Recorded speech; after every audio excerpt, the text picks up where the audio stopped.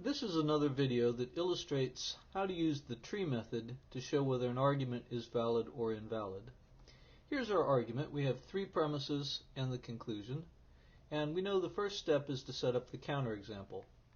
A counterexample is an assignment of values that makes all the premises true and the conclusion false.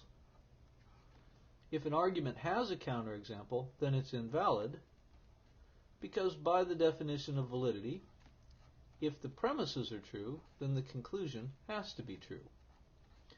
So a tree works by honing in on the counterexample. We set up what I like to call the trunk of the tree just by stacking all the premises and the conclusion on top of each other. But of course we want this to be the counterexample, and that's why we negate the conclusion. Have I successfully negated the conclusion by adding that tilde? No, of course not. I have to add parentheses because I want the tilde to negate the entire formula. Okay, now I have the counterexample. Premise is true, conclusion negated. The tree method is going to check and see if this makes sense. We do this by applying the tree rules, which decompose all the formulas into the components that would make them true. We work on the main connectives. So let's look at this first line. It has an arrow as its main connective. The rule for the arrow is a branching rule. We're supposed to do stacking rules first. The reason we do stacking rules first is because we don't want our trees to get too bushy. So let's hold off on this first line if we can. Now we have a negated arrow. Well, negated arrows are stacking rules, so this would be a good place to start. And the rule is basically arrow exchange. That means that you're going to make the M true and you're going to make the E false. Alright, so we applied a rule to that. Here's an arrow. Notice this is not a negated arrow because this is not doesn't have parentheses around it. So this just is an arrow as the main connective, and as we saw, that's branching. What about a negated ampersand? Negated ampersands are branching because by De Morgan a negated ampersand turns into a wedge. Okay, we've got three places left to work and they're all branching rules. So actually it doesn't matter where we work. My default is always to work from the top down. When you apply a rule, you apply it on all open branches below. We've only got this one open branch, so we're just going to go ahead and start a branch right here. When you make your branches, especially when you make your first branch, it's good to go ahead and make a wide branch and spread out. The rule says negate the antecedent. That's why I've got tilde A over here. And then just put the consequent itself on the other side. Right. Every time that you apply a rule, then you do step 3, which is to check for contradictions. Each branch is an attempt to make the setup make sense. If it contradicts itself, then we can close it and not pay attention to it.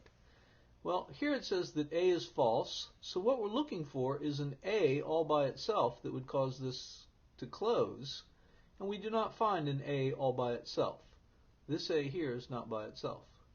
So this is still open. M arrow B is also still open, but of course there's another connective now that we need to work on. I don't want to forget about it, so I think it's appropriate to work on this line right now.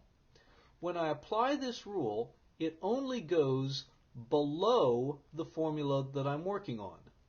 Tilde M on one side, B on the other side.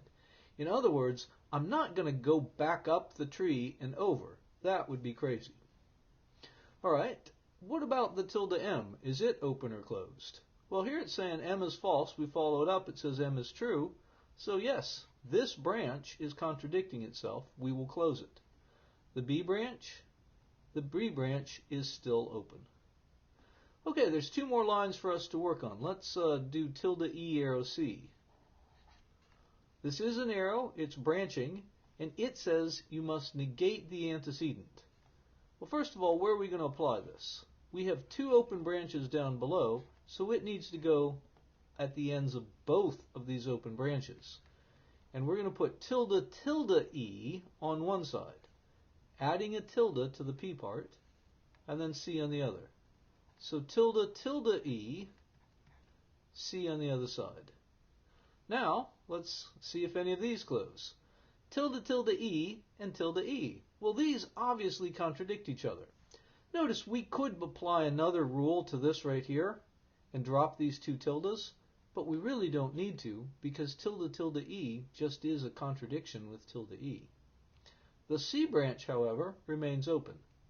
And then over here we see, yes, tilde tilde E does close with that same tilde E, but the C branch remains open. Okay, one more place to work. This should be step number 5. I notice I misnumbered my step here, didn't I?